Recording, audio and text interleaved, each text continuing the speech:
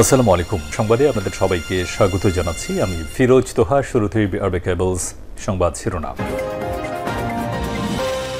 বাংলাদেশের সর্বশেষ গুরুত্বপূর্ণ আপডেট সংবাদে আপনাকে স্বাগত। শুরুতেই সংবাদ শিরোনাম, পরে বিস্তারিত। শুরুতেই জানাবো, সংস্কার কমিশনের সুপারিশ আইন নির্বাহী বিভাগকে ক্ষমতাহীন করবে বললেন মির্জা ফখরুল।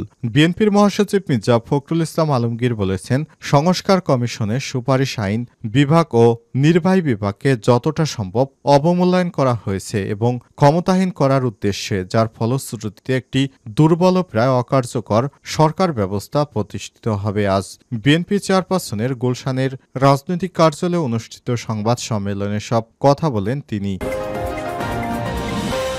এরপর জানাবো, আওয়ামী লীগকে গণতান্ত্রিক রাজনৈতিক দল হিসেবে গণ্য করার সুযোগ নেই। আওয়ামী লীগকে গণতান্ত্রিক রাজনৈতিক দল হিসেবে আর গণ্য করার কোনো সুযোগ নেই বলে মন্তব্য করেছেন বিএনপি আন্তর্জাতিক কমিটির সদস্য ইঞ্জিনিয়ার ইশরাক হোসেন। আজ নিজের ভেরিফাইড ফেসবুক পেজে এক স্ট্যাটাসে এসব কথা বলেন ইশরাক। এদিকে সাংবাদিকদের নবম গ্রেডে বেতন দেওয়ার প্রস্তাব গণমাধ্যম সংস্কার কমিশনের। গণমাধ্যমকে স্বাধীন, শক্তিশালী ও বস্তুনিষ্ঠা করার লক্ষ্যে সাংবাদিকদের আর্থিক নিরাপত্তা দিতে নবম গ্রেডে বেতন দেওয়ার প্রস্তাব করেছে গণমাধ্যম সংস্কার কমিশন। আজ প্রধান উপদেষ্টা ড. মোহাম্মদ ইউনূসের হাতে গণমাধ্যম সংস্কার কমিশনের প্রতিবেদন জমা দেওয়ার পর সংবাদ ব্রিফিংয়ে সব কথা বলেন কমিশনের প্রধান জ্যেষ্ঠ সাংবাদিক কামাল আহমেদ। এবারে জানাবো, ঘুম থেকে ডেকে তোলায় বাবাকে কুড়াল দিয়ে কুপিয়ে হত্যা।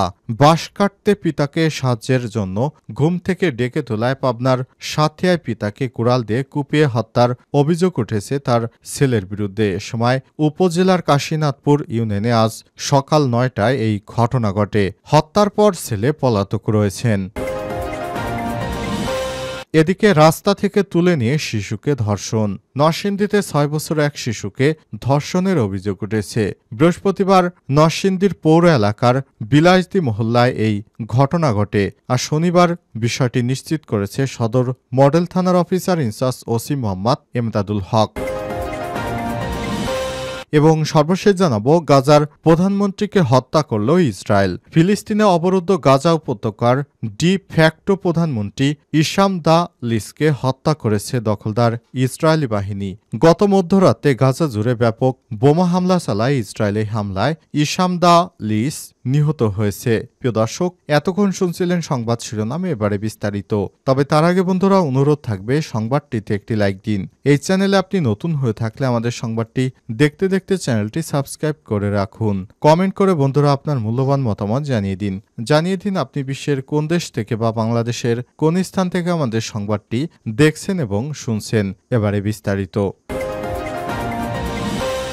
সংস্কার কমিশনের সুপারিশ আইন নির্বাহী বিভাগকে ক্ষমতাহীন করবে বললেন মির্জা ফখরুল।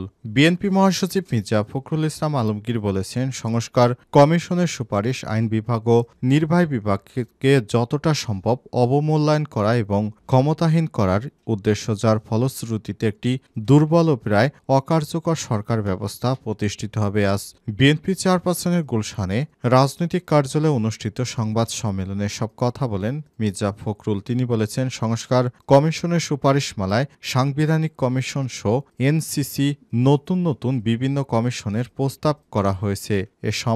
এ সমস্ত কমিশনের এখতিয়ার কর্মকাণ্ডে যে বর্ণনা দেওয়া হয়েছে তাতে মনে করা যথেষ্ট কারণ রয়েছে যে আইন বিভাগ ও নির্বাহী বিভাগকে যতটা সম্ভব অবমূল্যায়ন এবং ক্ষমতাহীন করার উদ্দেশ্যে, যার প্রতিশ্রুতিতে একটি দুর্বল ও প্রায় অকার্যকর সরকার ব্যবস্থা প্রতিষ্ঠিত হবে। রাষ্ট্রের গণতান্ত্রিক চরিত্র ও জনগণের মালিকানার প্রতিফলন হয় নির্বাচিত সংসদ এবং জনপ্রতিনিধিদের মাধ্যমে উল্লেখ করে মির্জা ফখরুল বলেছেন, কিন্তু সংবিধান ও নির্বাচন ব্যবস্থা সংস্কার কমিশনের সুপারিশ সমূহ পর্যালোচনা করলে প্রতীয়মান হয় যে রাজনীতিবিদরা অপেক্ষাকৃত এবং নির্বাচিত লোকদেরই দেশ পরিচালনার সুযোগ সৃষ্টি করার শ্রেয়। জনগণের গণতান্ত্রিক ঐতিহ্য, কৃষ্টি এবং সংস্কৃতি, ধর্মবোধ এই বিষয়গুলোকে গুরুত্ব দিয়েই বিভিন্ন সংস্কার ও সাংবিধানিক সংশোধনী প্রণীত হওয়া বাঞ্ছনীয়। বিএনপির মহাসচিব আরও বলেছেন, ফ্যাসিবাদ বিরোধী জাতীয় ঐক্যমত সমুন্নত রেখে দীর্ঘ প্রায় ১৬ বছর ফ্যাসিবাদ বিরোধী গণতান্ত্রিক আন্দোলন ও জুলাই অভ্যুত্থানে শহীদদের স্বপ্ন ও আকাঙ্ক্ষা অনুযায়ী একটি বৈষম্যহীন রাষ্ট্র ও সমাজ ব্যবস্থা প্রতিষ্ঠিত করাই বর্তমান সময়ে সর্বোচ্চ অগ্রাধিকার। বৃহত্তর জাতীয় ঐক্যমতের ভিত্তিতে একটি শক্তিশালী ও গণতান্ত্রিক রাজনৈতিক সরকার প্রতিষ্ঠার জন্য আমাদের সব সংস্কার প্রচেষ্টা পরিচালিত হবে, এটাই জাতীয় প্রত্যাশা। এ সময় তিনি বলেছেন, অন্তর্বর্তীকালীন সরকারের কোনো উপদেষ্টা ক্ষমতায় থেকেই রাজনৈতিক দল গঠন প্রক্রিয়ার প্রত্যক্ষ পরোক্ষভাবে জড়িত থাকায় জনমনে সংশয় সৃষ্টি হয়েছে। এই প্রক্রিয়ায় প্রশাসন যন্ত্রকে ব্যবহার করার নানা প্রকার লক্ষণ ও প্রমাণ ক্রমশই প্রকাশ পাচ্ছে, যা দেশ এবং গণতন্ত্রের জন্য মোটেই সুখকর নয়। আওয়ামী লীগ গণতান্ত্রিক রাজনৈতিক দল হিসেবে গণ্য করার সুযোগ নেই। আওয়ামী লীগকে গণতান্ত্রিক রাজনৈতিক দল হিসেবে গণ্য করার সুযোগ নেই বলে মন্তব্য করেছেন বিএনপির আন্তর্জাতিক বিষয়ক সম্পাদক ইঞ্জিনিয়ার ইশরাক হোসেন। শনিবার ২২শে মার্চ সকালে সামাজিক যোগাযোগ মাধ্যম ফেসবুকে করা এক পোস্টে এই মন্তব্য করেছেন ইশরাক। ফেসবুকে ইশরাক লিখেছেন, আওয়ামী লীগকে গণতান্ত্রিক রাজনৈতিক দল হিসেবে গণ্য করার কোনো সুযোগ নেই। এটি একটি জলজান্ত গণহত্যাকারী দল, ফ্যাসিবাদী সংগঠন। ফ্যাসিবাদের বৈশিষ্ট্য এক ব্যক্তির পূজা করা, এক নেতার এক দেশ এক দল একই সিস্টেম, সিস্টেমেটিক নিপীড়ন সহ সবকিছু জনগণের কাছে প্রমাণিত হয়েছে, আদালতও প্রমাণিত হবে। তিনি আরও বলেছেন, এই সংগঠনের সহযোগী সুবিধাভোগী যাদের গায়ে রক্তের দাগ লেগে আছে তার মধ্যে অন্যতম জাতীয় পার্টি, হোসাইন মোহাম্মদ এরশাদ এবং জিএম কাদের। আমি মনে করি আওয়ামী লীগের বিচার হলে জাতীয় পার্টি নামের লেসটির শাস্তি হওয়া উচিত। সেটা বুঝতে পেরেই জিএম কাদের এখন আওয়ামী লীগ দল বাঁচানোর মিশনে নেমেছে। এটি অব্যাহত রাখলে আপনাকেও প্রভুর বাড়ি পাঠিয়ে দেওয়া হবে বলেও জানিয়েছেন তিনি। এ সময় ইঞ্জিনিয়ার ইশরাক বর্তমান আওয়ামী লীগের দোসরদের বিষয়ে তিনি সতর্কবার্তা দিয়েছেন। এই সংগঠনের সহযোগী সুবিধাভোগীরা যাতে বাংলাদেশে আর কোনো নৈরাজ্য সৃষ্টি করতে না পারে এজন্য বিভিন্ন ব্যবস্থা নেওয়ার জন্য প্রশাসনকে আহ্বান জানিয়েছেন। গণমাধ্যম সংস্কার কমিশন সাংবাদিকদের নবম গ্রেডে বেতন দেওয়ার প্রস্তাব। গণমাধ্যম স্বাধীন এবং শক্তিশালী ও বস্তুনিষ্ঠ করার লক্ষ্যে সাংবাদিকদের আর্থিক নিরাপত্তা দিতে নবম গ্রেডে বেতন দেওয়ার প্রস্তাব করেছে গণমাধ্যম সংস্কার কমিশন। শনিবার প্রধান উপদেষ্টা অধ্যাপক ড. মোহাম্মদ ইউনূসের হাতে গণমাধ্যম সংস্কার কমিশনের প্রতিবেদন জমা দেওয়ার পর সংবাদ ব্রিফিংয়ে এসব কথা বলেন কমিশনের প্রধান জ্যেষ্ঠ সাংবাদিক কামাল আহমেদ। সাংবাদিকদের বেতন প্রসঙ্গে তিনি বলেছেন, সাংবাদিকদের আর্থিক নিরাপত্তা দিতে হবে। এটি না দেওয়ার ফলে অনেকেই অনৈতিক কাজে জড়াচ্ছে। তবে বেতন ভাতার ওয়েজ বোর্ডে আমাদের এখতিয়ার না থাকলেও আর্থিক নিরাপত্তার কথা বলা হয়েছে। ন্যূনতম নবম গ্রেড অনুযায়ী একজন সাংবাদিকের বেতন হতে পারে। পাশাপাশি রাজধানীতে কর্মরত সাংবাদিকতা শুরুর বেতনে তাদের সঙ্গে মিল রেখে যেন করা হয়। প্রতিবেদনে সেই সুপারিশ করা হয়েছে। কামাল আহমেদ বলেছেন, এটা সারা দেশেই নিশ্চিত করতে হবে। এছাড়াও ঢাকার পাশাপাশি ঢাকা ভাতা দেওয়ার সুপারিশ করা হয়েছে। সাংবাদিকতা করতে হলে ন্যূনতম স্নাতক পাশের যোগ্যতা থাকতে হবে। প্রথমে শিক্ষানিবেশ সাংবাদিক হিসেবে কাজ করতে হবে। শিক্ষানিবেশ হিসেবে ১ বছর কাজ করার পর এরপর প্রমোশন পাবে। এছাড়াও কমিশনের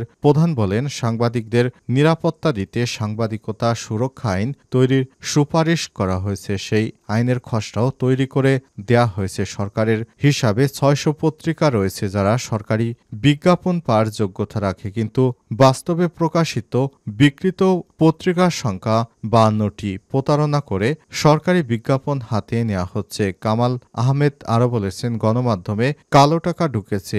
রাজনৈতিক পরিচয় অন্ধকার রেখেই গণমাধ্যমের মালিকানা দেয়া হয়েছে। সবকয়টি টেলিভিশনের আবেদনে দেখা গেছে জনস্বার্থে কোনোটি ছিল না, সবগুলো রাজনৈতিক পরিচয় দেয়া হয়েছে। এর বাইরে গিয়ে মালিকদের প্রতিষ্ঠান বানাতে হবে, কোনো রাজনৈতিককরণ করা যাবে না। ঘুম থেকে ডেকে তোলায় বাবাকে কুপিয়ে হত্যা।